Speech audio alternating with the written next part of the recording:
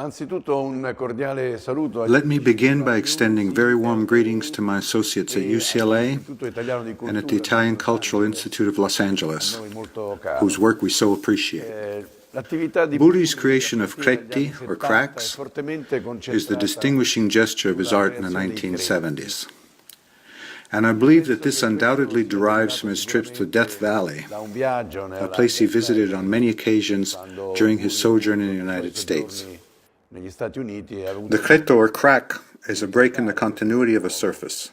Burri cultivated it through the use of kaolin, or china clay, and glue, especially vinaville glue, which then he allowed to dry through contact with the air, producing a gradual cracking. But even if this was a casual process, it was one in which Burri tried to control the unpredictable, or what can only be a natural breaking of material. In fact, Burri's wager consisted in the attempt to control the casual nature of the fractures in the process of desiccation, to control the spreading of these fractures, to guide that spreading by dosaging the materials in the scale, almost to manage it as part of a grand wager. This procedure follows on the heels of a rich and varied period of Burri's paintings, and takes on numerous forms, including large canvases, like the one behind me, a white one. Black and white are the main colors Burri uses in this cycle.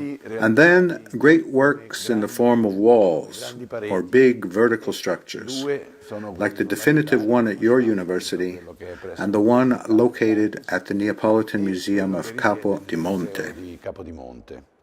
The third great example of his cretti is located in the town of Gibellina in Sicily, which is essentially a monument to a natural catastrophe, the earthquake of 1968, which much moved Burri, who was invited by the mayor of the town, Ludovico Corrao, in a general effort to enlist the world of contemporary art to promote the idea of reconstruction through artistic creation.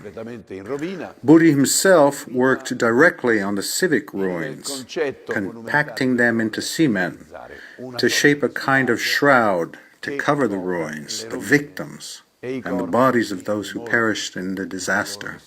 In this Cretto di Gibellina, we have one of the largest works of art ever created in Europe around a territory. Some have called it land art, perhaps misleadingly, but certainly it is one of Alberto Burri's greatest works and a symbol of his very high civic and poetic commitment.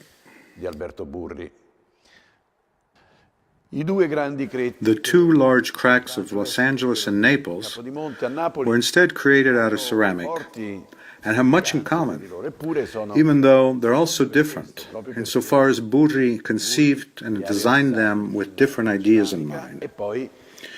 Even so, they are emblematically related in the manner of twins.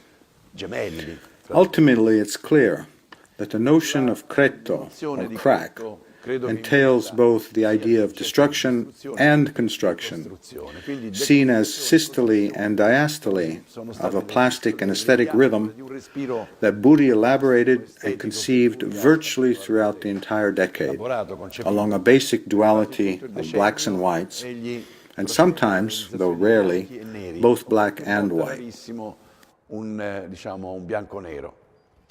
Now, how does Burri relate to Villa? First of all, Burri was one of the artists who collaborated most closely with poets, starting from his very first show in 1947 at the Margherita Gallery of Rome, which was christened by Leonardo Sinisgalli and Libero De Liberi, two poet friends who first critically introduced this new artist to the public. And the relationship continued with Emilio Villa and developed further with Giuseppe Ungaretti, the prince of all poets in Italy of the time. And yet it was Ungaretti himself who turned to the painter and wrote, "You are the real poet, Burri, not me. The poet of matter, the poet who created a new language in the art of the 20th century." The relationship between Burri and Emilio Villa was an extremely strong one.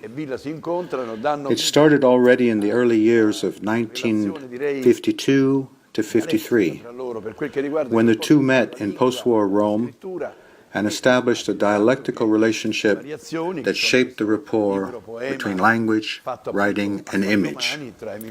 So much so that 17 variations, this poetic work composed for four hands by Villa and Burri, bears critical witness to their shared aesthetic procedures.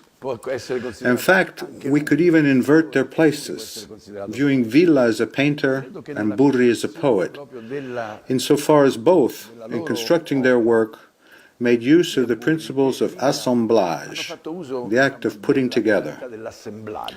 Burri put together shreds of matter, leftovers, things relating to lived experience. Villa navigated the catastrophes of language, which after James Joyce and Ezra Pound, and even after great American poets of his own time, like E. Cummings and Charles Olson, he worked into polyphonic compositions of language, absorbing into his poetic fabric the entire phonetic and linguistic features of dead languages, no less than live ones. The result was a unique and extraordinary amalgam, which no one, I believe, after him ever equaled.